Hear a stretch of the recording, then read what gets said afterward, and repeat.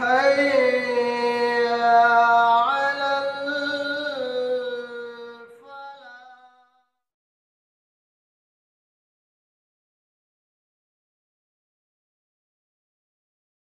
الحمد لله رب العالمين والصلاة والسلام على رسوله الكريم وبعد. أعوذ بالله السميع العليم من الشيطان اللعين الرجيم من همزه ونفثه ونفخه. بسم الله الرحمن الرحيم. وعلم آدم الأسماء كلها ثم عرضهم على الملائكة فقال أنبئوني بأسماء هؤلاء إن كنتم صادقين. قالوا سبحانك لا علم لنا إلا ما علمتنا إنك أنت العليم الحكيم. قال يا آدم أنبئهم بأسمائهم فلما أنبأهم بأسمائهم قال ألم أقل لكم إني أعلم غيب السماوات والأرض وأعلم ما تبدون وما كنتم تكتمون. گزشتہ آیت کے اندر اللہ رب العالمین نے تخلیق آدم کی تاریخ بیان کی اور ملائکہ کے سامنے اللہ رب العالمین نے یہ کہا کہ میں زمین میں ایک مخلوق کو پیدا کرنے والا ہوں.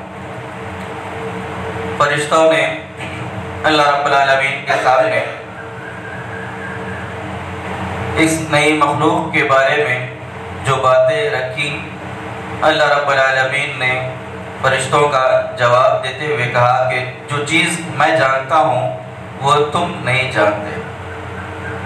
یعنی اللہ رب العالمین نے آدم اور انسان کے بارے میں جن چیزوں کا علم فرشتوں کو نہیں دیا، فرشتے اس چیز کو نہ جان سکے. اگلی آیتوں کے اندر اللہ رب العالمین نے آدم علیہ السلام یا پھر انسان کی عظمت، انسان کی فضیلت اور تخلیق آدم کی حکمتوں کو اللہ تعالیٰ نے اگلی آیتوں کے اندر بیان کیا. اس سے فرشتوں پر یہ واضح ہو گیا کہ اللہ رب العالمین انسان کو کیوں پیدا کرنا چاہتا ہے. اللہ نے کہا کہ وَعَلَّمَ آدَمَ الْأَسْمَاءَ كُلَّهَا ثُمَّ عَرَضَهُمْ عَلَى الْمَلَائِكَةِ کہ اللہ نے آدم علیہ السلام کو سارے نام سکھلا دیے، ان کا علم اللہ نے ان کو دیا. پھر فرشتوں کے سامنے ان کو پیش کیا اور کہا کہ ان تمام چیزوں کے نام بتاؤ اگر تم سچے ہو. فرشتوں سے اللہ تعالیٰ نے خطاب کیا، ان تمام چیزوں کے نام تم بتاؤ اگر تم سچے ہو. فرشتوں نے کہا قالوا سبحانك لا علم لنا الا ما علمتنا. فرشتوں نے کہا کہ رب العالمین تیری ذات بڑی پاک ہے، ہمارے پاس اتنا ہی علم ہے کہ جتنا کہ تو نے ہم کو سکھلایا ہے. انک انت العلیم الحکیم، یقیناً تو علم والا، حکمت والا ہے. پھر اللہ نے کہا قال یا آدم انبئهم باسمائهم.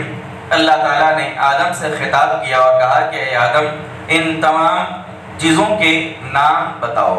فلما انبأهم باسمائهم، پھر جب آدم نے ان چیزوں کے نام بتائے قال الم اقل لكم انی اعلم غیب السماوات والارض. اللہ تعالیٰ نے فرشتوں سے خطاب کر کے وہ کہا کہ کیا میں نے تم کو نہیں کہا کہ جس چیز کا زمین و آسمان کی غیب کی باتوں کا علم مجھے ہے. پھر اللہ نے کہا کہ وَأَعْلَمُ مَا تُبْدُونَ وَمَا كُنْتُمْ تَكْتُمُونَ، اور میں جانتا ہوں جو کچھ تم چھپاتے ہو اور جو کچھ تم ظاہر کرتے ہو. اللہ رب العالمین نے آدم علیہ السلام کی تخلیق کی حکمت اور آدم علیہ السلام کی عظمت اور فضیلت کو فرشتوں پر واضح کیا. اللہ تعالیٰ نے آدم علیہ السلام کو القاء اور الہام کے ذریعے وہ تمام چیزوں کے نام، اشخاص کے، چیزوں کی، اشیاء کے نام آدم علیہ السلام کے دل میں ڈال دیے اور اس کے فوائد، اس کی خاصیتیں، ان تمام چیزوں کا علم اللہ تعالیٰ نے آدم علیہ السلام کو دے دیا. پھر فرشتوں سے کہا کہ ان چیزوں کے نام بتلاؤ. فرشتوں نے اپنے ناقص علمی کا اقرار کیا وہاں پر اور کہا کہ رب العالمین ہمارے پاس تو اتنا ہی علم موجود ہے کہ جتنا کہ تو نے ہم کو دے رکھا ہے. اس سے بھی یہ بات معلوم ہوئی کہ غیب کا علم سوائے اللہ رب العالمین کے کسی کو نہیں ہے۔ فرشتوں نے اپنی کم علمی کا اقرار کیا، پھر جب اللہ تعالیٰ نے آدم علیہ السلام کو حکم دیا کہ وہ ان چیزوں کے نام بتا دے تو آدم علیہ السلام نے ان تمام چیزوں کے نام بتائے، اور اس طریقے سے اللہ تعالیٰ نے علم اور حکمت کی بنیاد پر آدم کو فرشتوں پر فوقیت اور عظمت عطا کی۔ یہ سب سے پہلی حکمت اور سب سے پہلی فضیلت اللہ تعالیٰ نے فرشتوں کے مقابلے میں آدم کو یعنی انسان کو عطا کی، یعنی علم اور حکمت کے ذریعے فرشتوں پر اللہ تعالیٰ نے انسان کو آدم علیہ السلام کو فوقیت دی۔ اس سے یہ بات بھی معلوم ہوئی کہ دنیا کے انتظام اور انصرام کو چلانے کے لیے علم اور حکمت کی بے حد ضرورت ہے۔ دنیا کے انصرام اور انتظام کو چلانے کے لیے علم و حکمت کی ضرورت ہے، اسی لیے اللہ تعالیٰ نے آدم علیہ السلام کو ان تمام چیزوں کا علم دے رکھا تھا کہ جس کو کہ انسانیت کو جس کی ضرورت اور حاجت پڑ سکتی تھی۔ تو اللہ تعالیٰ نے فرشتوں کے آگے آدم علیہ السلام کی تخلیق کی حکمت اور ان کی عظمت کو سب سے پہلے بیان کیا، اور علم کے ذریعے اللہ تعالیٰ نے فوقیت عطا فرمائی۔ اس سے یہ بات بھی معلوم ہوئی کہ اسلام کی نظر میں، قرآن اور شریعت کی نظر میں علم کی کیا اہمیت ہے۔ انسان کی عظمت اور انسان کی فوقیت کو بتانے کے لیے سب سے پہلی دلیل اللہ تعالیٰ نے علم کی دی، یعنی علم کے ذریعے ہی ایک انسان کو دوسرے انسان پر فضیلت عطا کی گئی، اور علم کے ذریعے ہی انسان کو دیگر مخلوقات پر عظمت اور فوقیت عطا کی گئی۔ یہی وجہ ہے کہ قرآن مجید کے نزول کے اندر بھی سب سے پہلی وحی جو ہمارے اللہ کے رسول صلی اللہ علیہ وسلم پر آئی وہ اقرأ بسم ربک الذی خلق تھی، یعنی تعلیم اور پڑھنے لکھنے کے نام سے اللہ رب العالمین نے قرآن مجید کی سب سے پہلی وحی بھی نازل فرمائی۔ اس سے علم اور حکمت کی اہمیت واضح اور اس کی اہمیت معلوم ہوئی۔ پھر اللہ رب العالمین نے کہا کہ دیکھو جو چیز میں جانتا ہوں وہ تم نہیں جان سکتے۔ اس کے بعد اللہ تعالیٰ نے اپنے غیب کے علم کا اللہ تعالیٰ نے اعلان کیا کہ آسمان اور زمین کے غیب کا علم اللہ رب العالمین کو ہے۔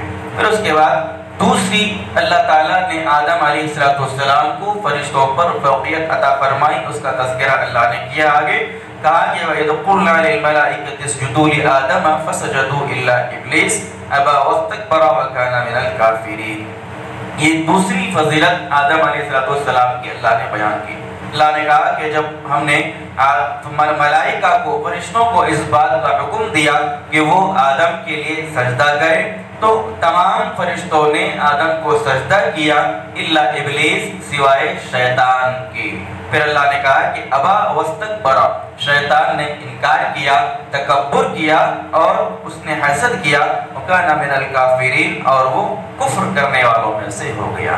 انسان کی دوسری فضیلت، آدم کی دوسری فضیلت اللہ تعالیٰ نے بیان کی کہ آدم علیہ السلام کی پیدائش کے بعد تمام فرشتوں کو اللہ تعالیٰ نے آدم کو سجدہ کرنے کا حکم دیا، شیطان کو بھی اللہ تعالیٰ نے سجدہ کرنے کا حکم دیا۔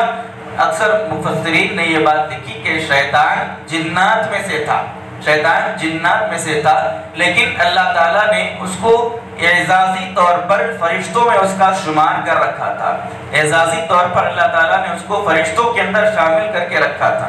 لہذا جب فرشتوں کو سجدہ کرنے کا حکم دیا گیا تو فرشتوں کے سجدے کے حکم کے اندر شیطان بھی خود بخود داخل اور شامل ہو گیا، لیکن اللہ رب العالمین نے کہا کہ تمام فرشتوں نے آدم کو سجدہ کیا سوائے ابلیس کے۔ اب یہ سجدہ جو آدم علیہ السلام کو کیا گیا وہ کون سا سجدہ تھا؟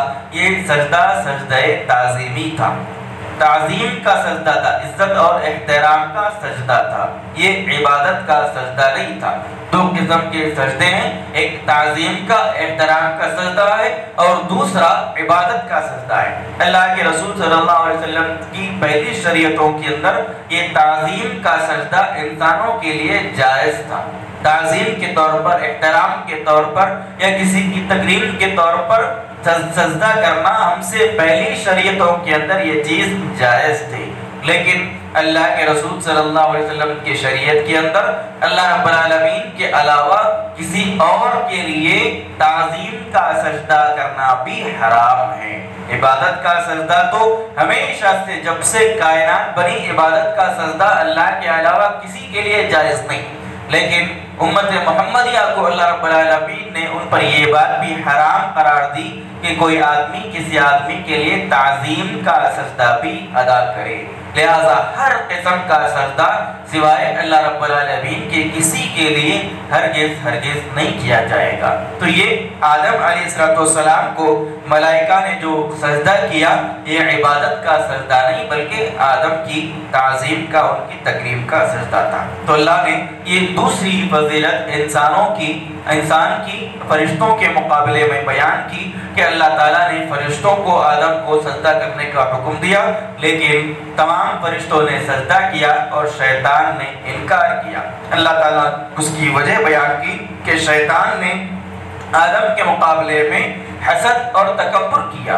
اور مختلف قسم کی دلیلیں شیطان نے اللہ رب العالمین کے حکم کے آگے دی، یعنی اس کو اس بات کا حسد ہوا، اس کو اس بات کا اللہ رب العالمین کے سامنے تکبر ہوا کہ آدم علیہ السلام تو یہ ایک مٹی سے پیدا کی گئی مخلوق ہے اور میں آگ سے پیدا کیا گیا ہوں، اور آگ مٹی کے مقابلے میں اونچی ہے، عظمت والی ہے، لہذا تکبر اور حسد کی بنیاد پر شیطان نے آدم کو سجدہ کرنے سے انکار کیا۔